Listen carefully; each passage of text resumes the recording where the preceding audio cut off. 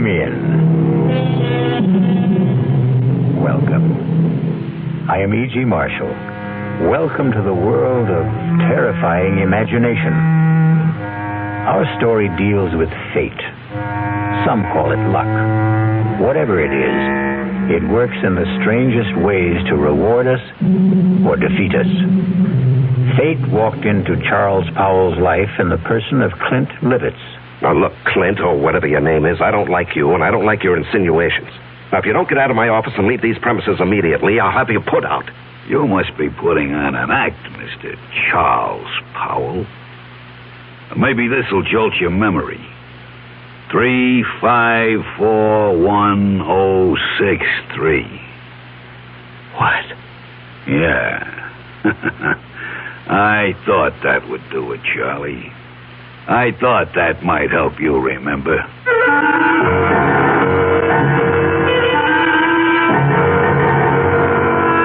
Our mystery drama, No Hiding Place, was written especially for the Mystery Theater by Sidney Sloan and stars Larry Haynes. It is sponsored in part by the Kellogg Company, makers of Kellogg's Special K cereal. I'll be back shortly with Act One. And now another tale of the ball and chain. At Kellogg's Special K Presents Overweight on an overnight train. Is the seat taken? Please, sit down. You have exceptional legs. But why is one of them attached to a ball and chain? This ball and chain? It's a symbol. Funny, I would have sworn it was a ball and chain. I mean symbolic. Because carrying around a few extra pounds can be just like lugging around this ball and chain. I see. May I suggest something? Uh-huh. Try a bowl of Special K skim milk, orange juice, and coffee. It's the Special K breakfast. Will it make me lose weight? No. Oh. You must also exercise and eat smart at every meal. I see. Do you know the Special K breakfast is less than 240 calories, 99% fat-free, and delicious? No, but if you hum a few bars... And that's another tale of the ball and chain. Your happy ending could begin with the Kellogg's Special K breakfast. That's Kellogg's Special K. Good night. Well, it's all right to tell one lie, isn't it? You can't. Then how about lying just a little bit? Not a little bit. You mean you can never lie? Never. Well, why not? Because when you tell a lie, Yeah. it gets stuck inside your heart. You mean that just one lie will make your heart dark? Makes you sad, too. Oh. Then what should you do if you tell a lie? Well, you just say I'm sorry. And then what? Then the light goes inside your heart. Oh, the light goes on? Yeah. Oh, a light doesn't really go on in your heart, does it? Yes, it does. Well, how do you know? Because the light in your heart will shine in your eyes.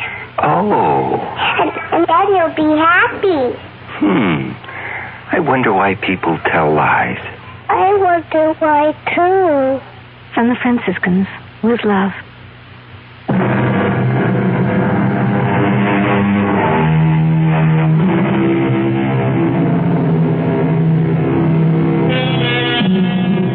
Everything looked right to Charles Powell that crisp September morning when he walked into his executive office at the J.P. McCready Company. And why shouldn't it? Charlie Powell was a big shot there. At 37, executive vice president of one of the largest manufacturers of heavy construction equipment in the country. And he had done it all in less than 12 years. It was a real-life Horatio Alger story, even to his being engaged to J.P. McCready's daughter, Allison. How could anything go wrong? But it did, the moment he walked into his private office. Yes, Elsie. There's someone to see you. Appointment? No, sir, but he says that you'll see him. Mr. Powell, maybe I'd better come in and explain. Yes, all right, come in. Sorry if I sound strange, but really, Mr. Powell, that man is kind of frightening. Frightening?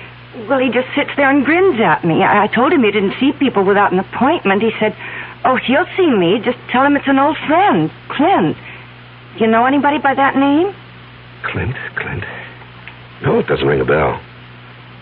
All right, send him in. I'll get rid of him. Okay. Don't say I didn't warn you. Mr. Powell will see you. Nice of you to see me, Mr. Powell. Well, I try to see everybody, Mr. Just Clint. I don't think you ever knew me by anything but Clint. You must remember, Mr. Powell. Well, I'm sorry, but I don't... Come on, give it a try. Give it a good try. Now, look here, I'm busy, and I have neither the time nor the patience. You must be putting on an act, Mr. Charles Powell. Maybe this will jolt your memory. 3541063. What? Yeah. I thought that would do it, Charlie. I thought that might help you remember.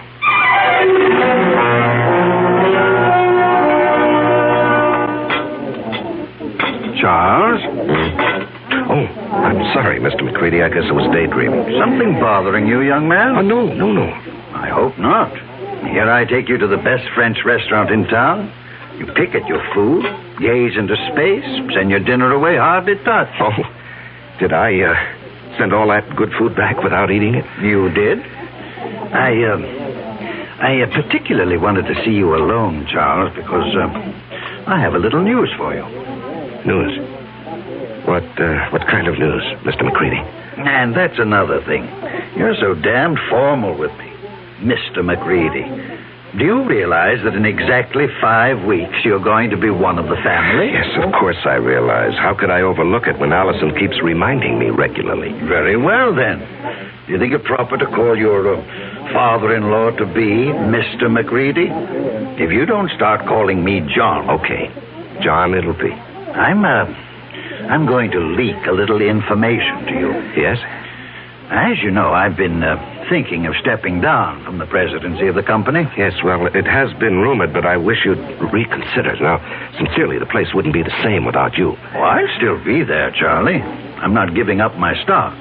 The name of the company will still be J.P. McCready Company. The only difference will be that you will be sitting at my desk. Sitting at your desk? Well, I thought Hedges was slated to take over when you stepped down. No. Well, Tom was seriously considered, but he's a bit too old for the job. No, the company needs young blood. Well, I'm really bowled over. I've watched you grow. Come up on merit, ability. You're going to go far, my boy. Of course, the board will have to vote on your appointment, but...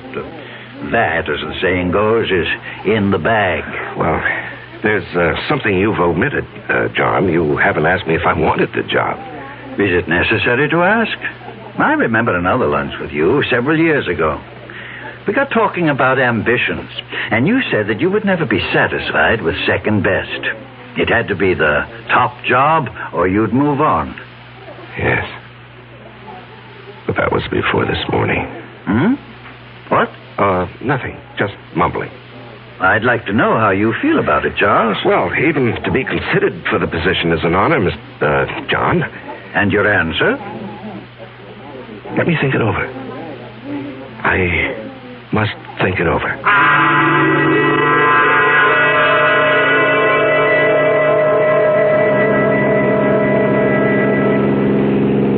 Trying to collect your life insurance, Charles? What? The way you're driving. Are you out to get me, yourself, or both of us? Oh, I'm sorry, dear. I guess I didn't realize how fast I was going. This car has more power than it needs. More than I need. I'm sorry. At least it gave us a topic for conversation. What did? You're driving. Darling, I'm the girl you asked to marry you. Something is troubling you, something big. Allison, did your father tell you what he's planning? Dad never tells me anything. I have an idea he thinks of me as a bird brain. He wants me to take over the presidency of the company. That's marvelous. Couldn't have made a better choice. Well, you're prejudiced. But it's a nice kind of prejudice. I don't think I'll accept. What? But, darling, it's right for you. You've worked toward that goal. You're the right man for the job. Am I? What is this? Lack of confidence, buck fever? You're being ridiculous, darling. No, I'm being practical and sensible. My being president of the McCready Company would bring nothing but trouble. What are you saying? I'm even considering resigning my present job. Why? Allison... Tell me. Whatever it is, I'll never stop loving you. I'll tell you. When I get up enough courage. Please, darling, be patient with me. Just be patient. I love you, too.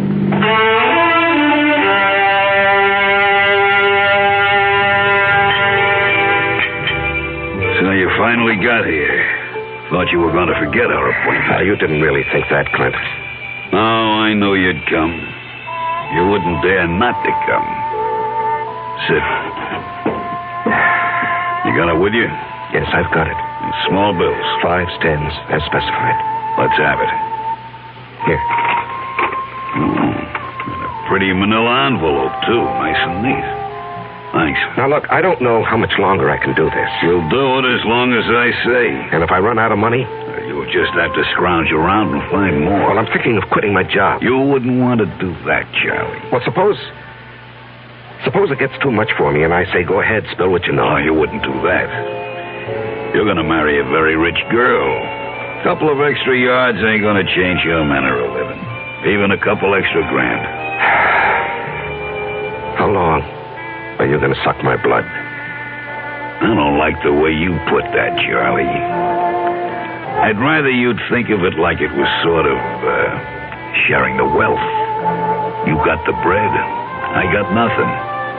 This way, we both got something. I got a nice living, and you got your freedom.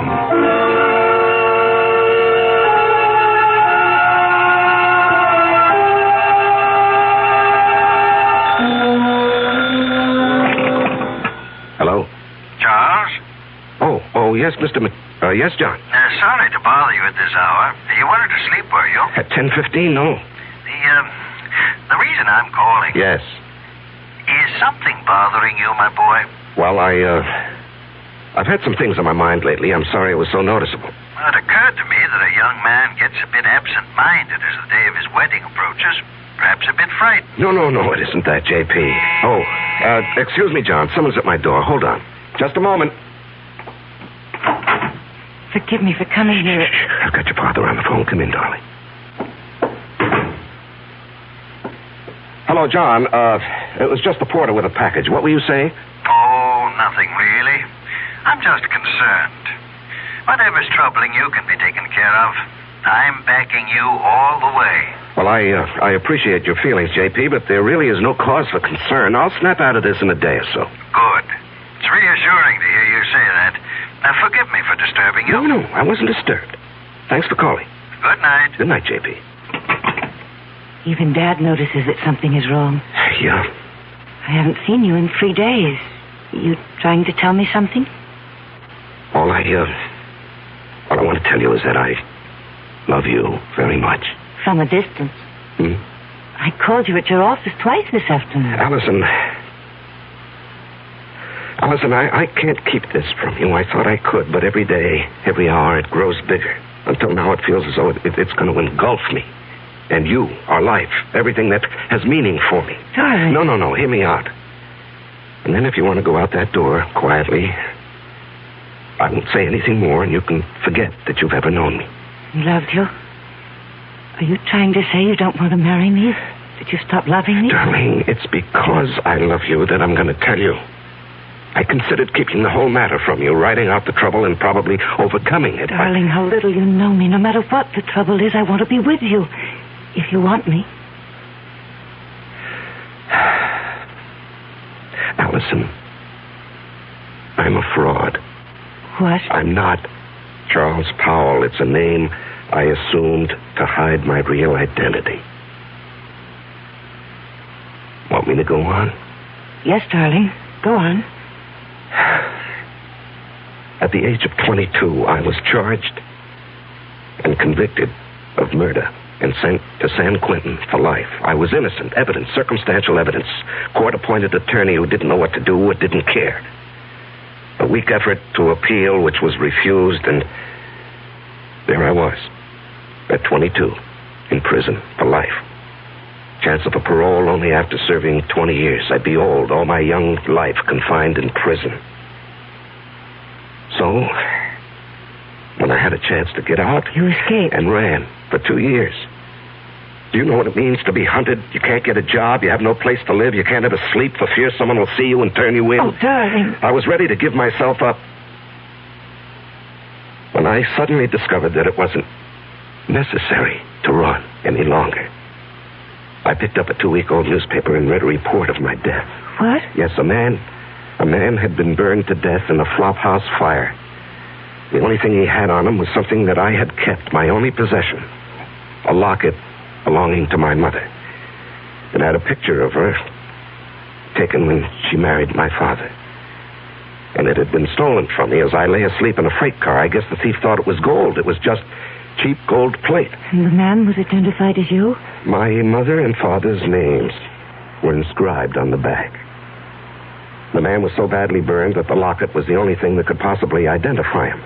And after 2 years of hunting, the authorities were glad to close the file on Robert Hagen. Robert Hagen?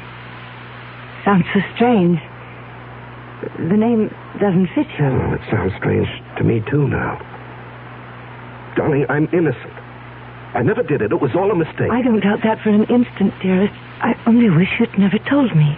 I had to tell you. You see, someone knows who I am.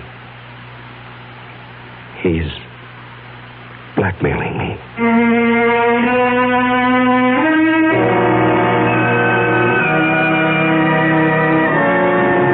When you're being blackmailed, you don't have many alternatives. Charles Powell's whole life, his future, the happiness of the woman he loves, all hang by a very thin, flimsy thread. I'll be back shortly with Act 2. I'm Hy Brown, producer of Radio Mystery Theater. And as you may imagine, I'm excited about this new adventure in modern radio, this new statement of radio's marvelous power to stir the imagination. Now, we're wondering about your reaction, about who you are and how you like what we're doing. So to encourage you to get in touch with us, we're holding a drawing for 3 weeks. 50 prizes a week, 2 AM/FM stereophonos, 2 travel clock radios, and 46 anthologies of modern suspense. Just mail us your name and address, and you're eligible. Of course, we'd like knowing whether your glad radio drama is back, but name and address will do it. To Mystery Theater, Box 50, Radio City Station, New York, 119. That's Box 50, Radio City Station, New York, 119. Offer good everywhere unless locally prohibited. It's always a pleasure to add beautiful new furniture to your home. And it's even more a pleasure when you can save substantially on its purchase. You can do both this week at Adele Hunt's, 7015 Snyder Plaza during Adele Hunt's great winter furniture clearance sale. Take advantage of Adele Hunt's staff of professional interior designers at no extra cost, of course, and save on such famous brands as Henredon, Drexel, Thomasville, Lazy Boy, and many others. For instance, there are exciting accent pieces on sale from Baker, Tomlinson, and Irwin Lambert. The hundreds of fine values in bedroom, dining room, living room, and occasional furniture may not be equaled again. Even a large selected group of lamps and pictures are as much as 60% off the regular price. So shop early while selections are good during Adele Hunt's great winter sale. Adele Hunt's, 7015 Snyder Plaza, near the corner of Lovers Lane and Hillcrest in University Park, where Dallas buys with confidence. Open tonight till 9 p.m.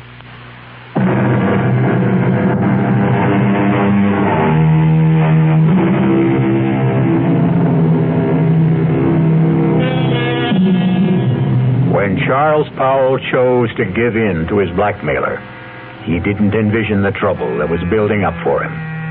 Just keep paying and I'll keep my mouth shut, his blackmailer assured him. But then something happened that threatened to destroy Charles' fragile security. Yes, Elsie? Mr. Hamill is here to see you. George Hamill? Well, we're not playing tennis until tomorrow. I know that, Charlie. I've got something else to talk about. Business. Business? Yours or mine? Mine, but it concerns you. Okay, come in, George. Sorry to barge in on you. I know you're busy. Well, I'm never too busy to see George Hamill, rising young district attorney and next governor of the state. Your humor creaks, Charlie. Seriously, I've got something that sort of disturbs me. Oh? What does? Last night in a bar over on the west side, a man was bashed over the head with a bottle. He's in serious condition. Well, what has that got to do with me? Well, the man who did the bashing, an ex-con by the name of Clinton Livitz. Yes? He's asking for you. Says you'll go as bail. Now, what I want to know is, how does a guy like you get mixed up with a Joe like that? George, what did you think? That he and I were buddies or something? I didn't know what to think. Well, I do know the man. He applied for a job with the company a week or so ago. The foreman who interviewed him discovered he was an ex-con, and he refused to hire him. It was brought to my attention when one of the societies that helps ex-cons called me. So you got him a job in the plant? No, I couldn't. I mean, I wouldn't go over the head of the foreman, but I did see him, and I handed him a couple of dollars. A couple of dollars? You know how much money he had on him when we brought him in? $276. Oh, well, maybe he got lucky at the races with the money I gave him. How much was it? Oh, gee, I don't remember. 15, 20. I just took it out of my pocket and handed it to him. It was a way of easing my conscience. I felt bad about the way our foreman had treated him. Well, take my word for it. This Clint Livitz is a bad customer. Stay away from him. What will become of him? Well, he'll go back to the pen where he belongs. What's the bail set at? $5,000. You're not seriously considering putting it up, are you? No, I was just asking. Because if you are, that's the last you'll see of your money. And for that matter, Mr. Livitz, he'll jump bail. Please, George, I'm a big boy now, and I think I can make my own decisions. Well, who would have thought it? Charles Powell Bleeding Heart. Now, look, we've been friends for over 5 years. When you were running for DA, I backed you with substantial contributions. I like you. You're my friend.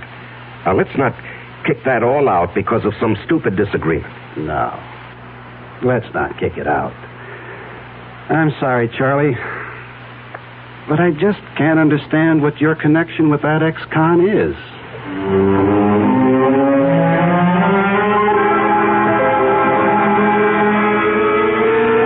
Now, Mr. Powell, I hope you'll understand. I accept Clinton Livitz's case with strong reservations. Yes, I understand, Mr. As an Hargrave. attorney, how shall I put it? You don't like your client. Exactly. However, I shall do my best to get him off, or at least get him a light sentence. I'm extremely pessimistic about Mr. Livitz even showing up for trial. Yes. George Hamill also said he expected that Livitz would jump his bail. And you would forfeit $5,000. Yes, I know. And that doesn't disturb you? No, I don't believe he'll run. I see. You want to speak with him? He's been released. He's waiting in the other office. Not particularly. He says he wants to see you. Oh. Well, in that case, yes, I'll see him. Send Mr. Livitz in. I'll leave you alone. If you need me, I'll be in the other office. Now, come in, Mr. Livitz. Mr. Powell will speak to you. Thanks. I'll be back when you call. Just flip the switch on the intercom. Yes, I will. You sure know how to complicate things, Clint. Story of my life. Do you realize you could go up for 1 to 5 years for what you've done? No, it couldn't happen. What do you mean it couldn't happen? Because you wouldn't let it happen, Charlie. Look, even with the best lawyer defending you, he can't guarantee he'll win the case. You won't let me go to prison, Charlie. I'm doing my best for you, but... No buts. I'm not going back to the pen. Okay, you're not going back. Now, just suppose, during the trial, if things look bad... Yeah? We get you out of town and let you run for it. Forfeit your bail. Oh, you'd like that, wouldn't you?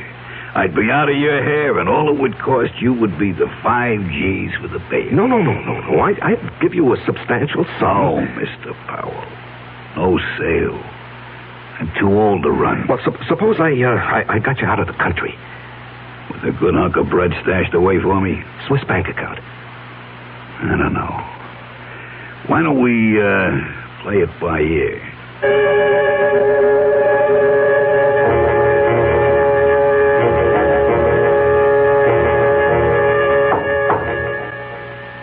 Come in.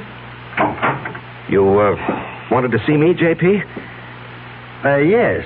Can you spare a minute? Yeah, sure. I've heard it on the grapevine that you were... How shall I put it? That you were aiding some ex-convict in trouble with the police. That true? Yes, it's true, John, and I think I know what kind of grapes grow on that grapevine. All right. Now, George Hamill. Oh, that damn busybody. Why can't he stick to his job and... Now, George is a friend.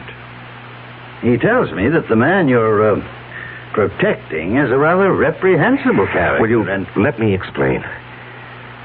It's just a matter of policy, my helping this man.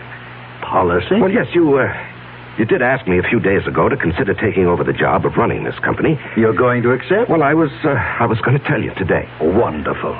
Wonderful news. Allison will be delighted. I know she's been worried about your seeming reluctance. Oh, no, not reluctant any longer. In fact, I've got all sorts of ideas about what I want to do. This business of giving a hand to ex-convicts is just one of them. Do you realize what this would mean in publicity for the company? To take an interest in the rehabilitation of men who would otherwise be lost, a burden to the taxpayer?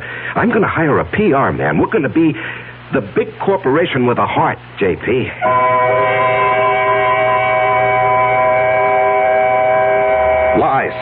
Lies, and more lies. How can I keep all these phony stories straight, Allison? It's like a long, dark tunnel with no ending. It will end, and it will all turn out all right. Don't lose your courage. No, I love you and need you. We'll worry this out together. You know what I've considered? What? Going to the authorities and saying, look, I'm Robert Hagen, the man you think died 13 years ago. No, darling, they'd throw you back into prison. Well, I'd hire the best lawyer. No, don't. Please don't take such a chance. What would I do without you? Darling, I don't know how much longer I can stand this pressure. I've got to do something to free myself. Why not give him a lot of money and ask him to go away? Promise to stay away forever. In Hargrave's office, I suggested that he jump bail and get out of the country. What did he say? Well, when I mentioned a big sum, I didn't exactly say how much. A Swiss bank account. He was interested. Did he say he would accept? Well, we were interrupted, and he didn't say definitely. Offer him anything. Just get him to go. Well, how would I get a large sum of money together? I have some small investments, a fair bank account, but what he might want would be beyond me. You forget you're marrying a very rich girl. Oh, no, I wouldn't think of that.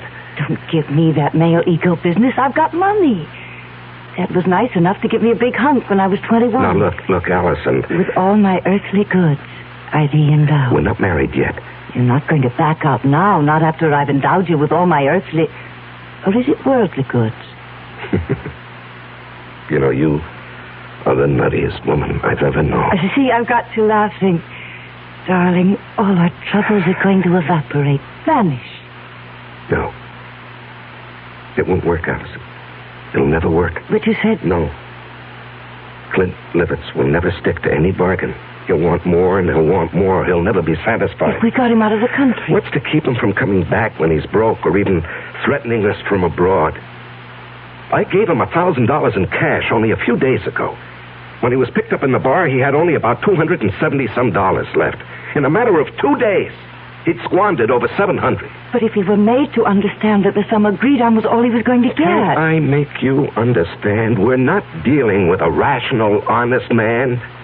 He'll agree to anything.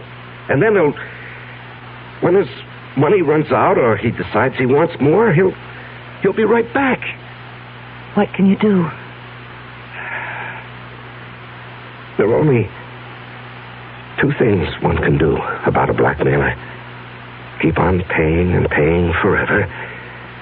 And the other? And the other? Kill him.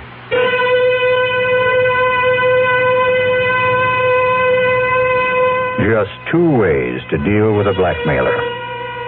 Charles now must face his conscience. The thought that has been in the hidden recesses of his mind has been spoken aloud. We will be back shortly with Act 3.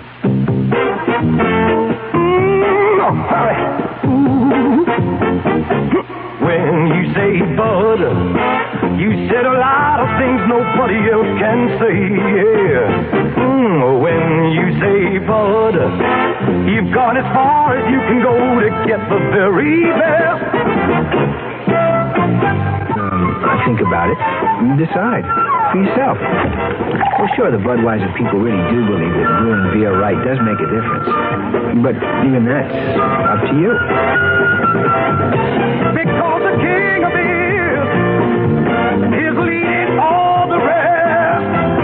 When you say Budweiser, you said it all. Anheuser-Busch, St. Louis. Who knows how to help you solve your shopping problems? The Better Business Bureau knows. Honey, the TV set just won't work. Who do I take it to? The lady down the street took hers into a place that charged her more than her set was worth. Gosh, I don't know. I'll tell you what to do, folks. Who are you? I'm the man from your Better Business Bureau. Now, before you take your set in for repairs, shop around and check into a firm's reputation. You know, that's even more important than the price. Friends and neighbors can help, or you can ask for a few names of previous customers to find out if they were satisfied. And since the amount you pay will vary from one place to another, it's up to you to find out in advance what a service will cost if you have it fixed at home. Just another consumer tip from your Better Business Bureau.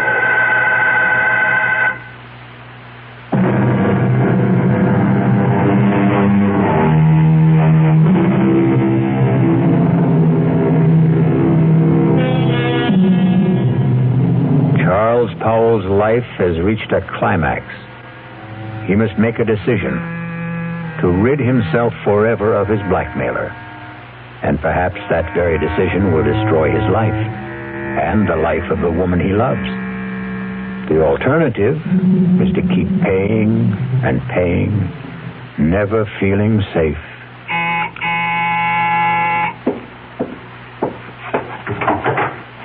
Oh, Allison, I was, You were expecting him, weren't you?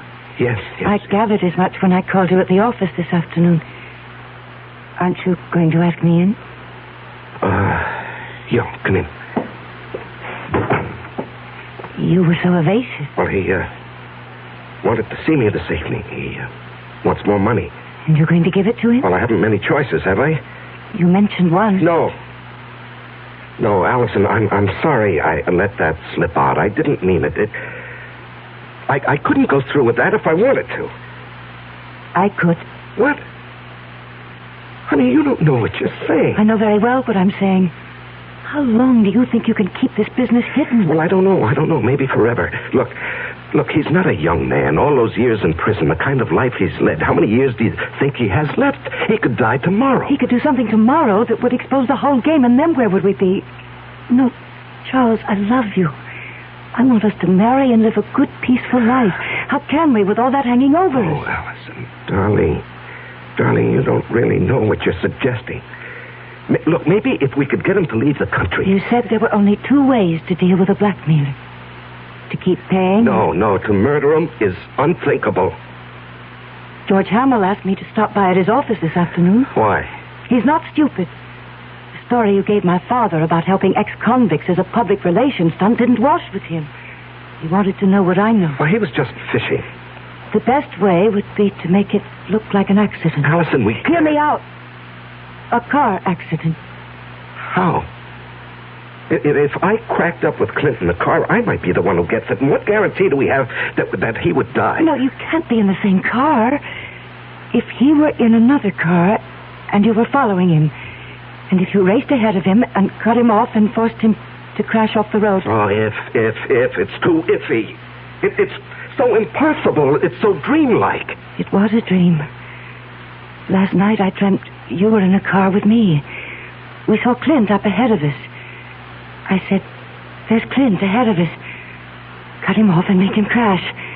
Faster. We've nearly caught him. Now run alongside him. Push him over. Cut in front of him. Then I woke up. I was calling out. I was afraid someone had hurt me. Oh, my darling. It was all so real. That's Clint now. Honey, you go out the back door. I'll phone you later. I'm going to stay and meet him. No. I'm staying. I've got something to say to him. He won't like your being here. Well, it sure took long enough. What's the idea, Powell? This is my fiancée, Allison McCready. What's she doing here? Will you come in and stop being childish? I ain't saying a thing. You got nothing on me. And remember, Mr. Powell, you got a lot more to lose than I have. You're not going to lose anything, Mr. Livitz. You're going to gain by my being here. Yeah? Mr. Powell has told me his story, and I agree that it must not get out. Go on. I've a lot more money than... Let me put it this way. Charles and I are going to be married. We want you to leave the country. I bet you do. Now, look, Clint, you'll do better by accepting our proposition. We intend to hand you $50,000. And an airplane ticket. One way. And never come back. And never come back. Well, I always wanted to travel, but... What? 50 G's, just chicken feed. Well, that's all there is. Not enough. I'm thinking around $250,000. Out of the question. I'm not going to bargain with you. I can raise $100,000. No, Allison. It's worth it, Charles, if we can depend on Clint to wipe the whole matter out of his memory and just go away. Oh, you can depend on me. I'll keep my bargain. Then it's a deal? A deal. Good. It'll take about 10 days to raise the money. I ain't in a hurry. You are. And, speaking of money, that was the reason I came tonight, Charlie. Yeah, here. That's $500. What? I said a G like the last. That's all I could raise in a hurry. When that runs out, I'll have more. You went through that first 1,000 awfully fast. Well, I got rolled in that bar where I had the trouble. Oh, that reminds me. Your trial comes up in less than 3 weeks. Yeah. Lawyer called me at my hotel. To see if I was still around, I guess. Our plan is for you to jump your bail. I'll forfeit the $5,000 I put up for it. And get you out of the country. With a keister full of green. Hey, wait. I ain't got a passport. Oh, that can be arranged, Clint. Just leave that to me. Okay, friends. You got yourself a deal.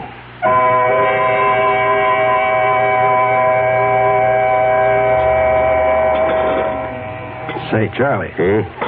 You're going to put this meal on your expense account, I hope. Too rich for your blood, George? Too rich for my pocketbook. That's JP's favorite French restaurant. Oh, yeah. Nice to have wealthy, high-paid executives for friends. I'm a simple man. I like simple things. And I like simple answers. Meaning?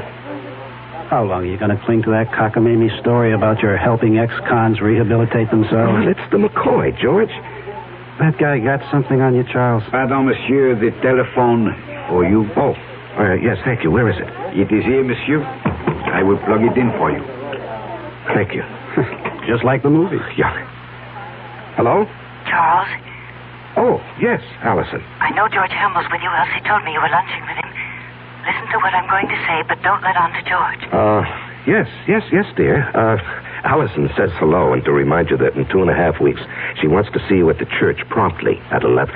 I'll try to remember. Okay. He's all set, darling. Now, what's so important? It's got to be tonight. I'll have the house all to myself. Why is the color scheme so important? The housekeeper and her husband are going into town to see their 15-year-old son in the high school play. Well, I don't see that that's such a problem. Choose whatever color will make the bridesmaids happy. Rent a car and let Clint take it to drive out and be here promptly at 9. Do not come together. You come out in your own car, but first report it broken down. Have it picked up tomorrow morning. You'll bring it back after it's all over. Understand? We did not see each other. You couldn't get here because your car was out of order. Oh, yes, I follow, dear. I follow. I'm not sure I agree. I have a .22 target pistol. I know how to use it. Yes, I know you have to ask him to come, dear, but then what do we do with the unwelcome guest? There's a spot about 100 yards behind the house. We get him out there in a wheelbarrow. There's a hole, an old cesspool. We drop him in, quicklime. Gardner's got several bags. But, suppose the gardener wants to supply some flowers for it. It's gone over a year fired. We didn't hire one after that. As soon as it's all over, we'll take the rental car and dump it over the edge of the road near town. You know that bad place where there's no shoulder on the road and only a flimsy guardrail? Mm-hmm. Yes, I know. We dump the car there. Let it smash up. If it catches fire, so much the better. Then you take me back to the house and rush back to the city. Report the rental car stolen. You've been in your apartment all evening. Understand? Yes, the color scheme suits me fine, dear. You sure have it all planned. No baubles, no slip-ups. All planned. Yes, I'll be in my office till late tonight, 9 at least, if you want to reach me. Good. That was for George's ears, wasn't it? Yes, that's correct, Allison. Now, look, I have a report to get out. If you've completed your instructions, I'll get back to my lunch with George. Goodbye, dear. Wow. That's only the beginning, Charlie. Wait till she gets you signed on the dotted line.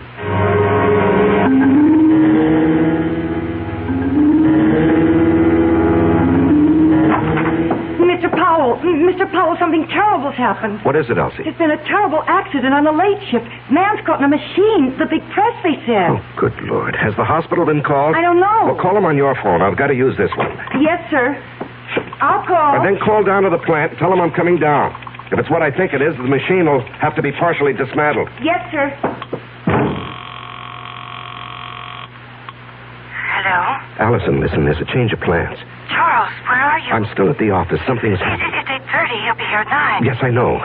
He has the rental car. I got it for him. When will you be here? Well, there's been a bad accident on the night shift. A man's caught in a big metal press. I've got to help get him out. But us? What about us? Well, when he comes, stall him. Just tell him what happened, why I'm delayed. I haven't got the money, Charles. Tell him I'm bringing the money, the airplane ticket, and the passport. Just stall him. I'll do my best, but hurry. He scares me.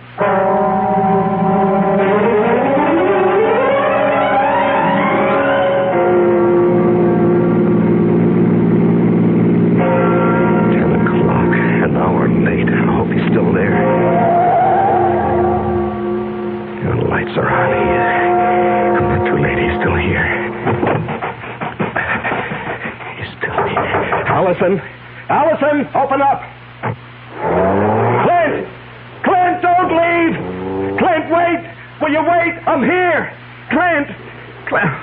I gotta stop him. I gotta catch him.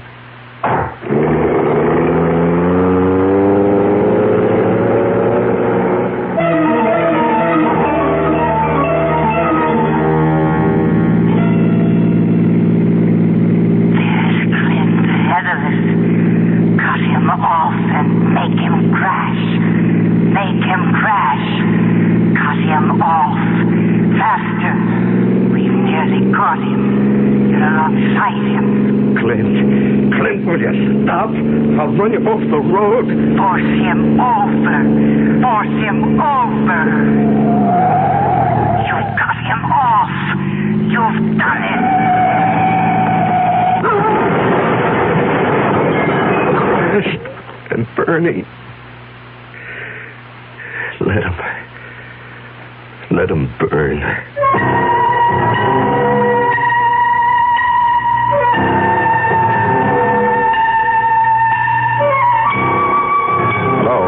Is this, Arrow Car Rental Service? Well, I rented a car from you people this morning. No, there's nothing wrong with the car. I just want to report it stolen.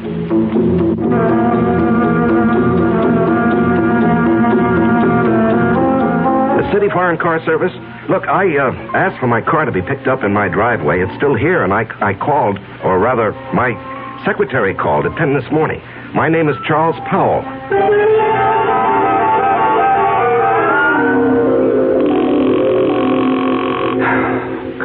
Come on. I'll just answer the phone. Oh. Yeah, just a moment. Oh, George.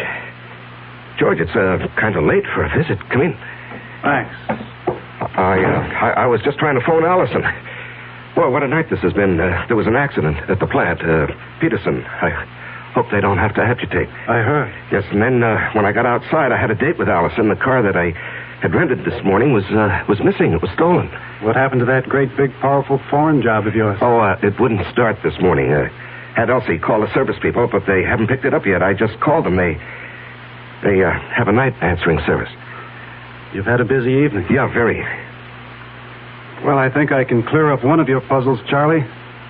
Your rental car was found with a thief in it. You, caught him? Dead. Burned to a cinder. Oh. Must have been going at a terrific speed. Tire marks on the road as he went off. Cracked up and burned. Yeah. Some kid? No. This may surprise you. It's your protege, Clint Livitz. We found enough of him to identify him. And a slightly burnt, but still usable bankroll of sizable proportions. Well, that closes his case, doesn't it? And opens up several others. Incidentally, where were you all evening? Home. After I got back from the plant. You didn't go out? Well, I told you, my rental car got stolen. I came home by cab to change my clothes. The big car is out of commission. I won't play games with you, Charlie. I checked it in the driveway just before I came up. The engine is still quite warm. You want to explain that? No, I don't want to explain. Charlie, I'm arresting you for murder. I must warn you that what...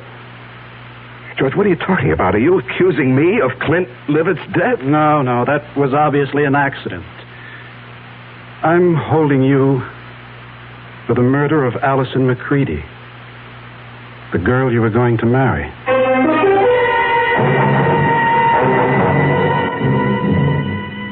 And in conclusion, ladies and gentlemen of the jury, my prosecution of Charles Powell, or Robert Hagen, has been a painful task. I was his best friend. It was difficult to believe that he would kill the woman he loved, but the evidence is conclusive. Charles killed his lovely fiancée because she discovered his real identity, an escaped convict, a killer sentenced to life for another murder. The testimony of the housekeeper, Mrs. Francis, cannot be doubted. She did not leave the house as he thought. She saw him run from the house, jump into his car, and race away. And then she discovered the body of Allison McCready shot through the head.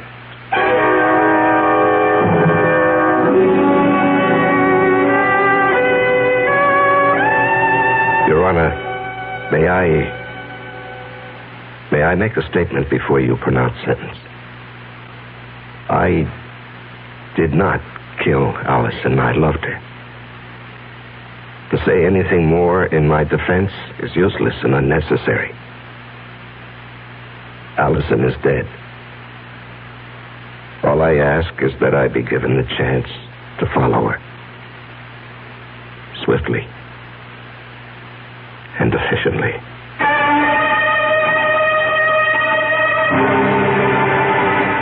And so a man is twice accused of murder and twice sentenced for the crime. A weary man who asks only to be allowed to follow the woman he loved. I'll be back shortly. Take the time to listen. Take the time to care. If I know you understand me, then my mind is yours to share. Listen with your heart. Listen with your mind. When you really listen, love is what you find. How do you do, sir? My grandmother just died. I'm so happy for you. Meet Mrs. McNulty. How do you do? Did you know you have spinach on your teeth? Oh, that's wonderful. This is Mr. Jackson. Nice to meet you. I have bubonic plague. Oh, yes, Mr. Plague. Meet Miss... Reception lines aren't the only places people don't listen. When you really listen, love is what you find. A thought from the Church of Jesus Christ of Latter-day Saints, the Mormons.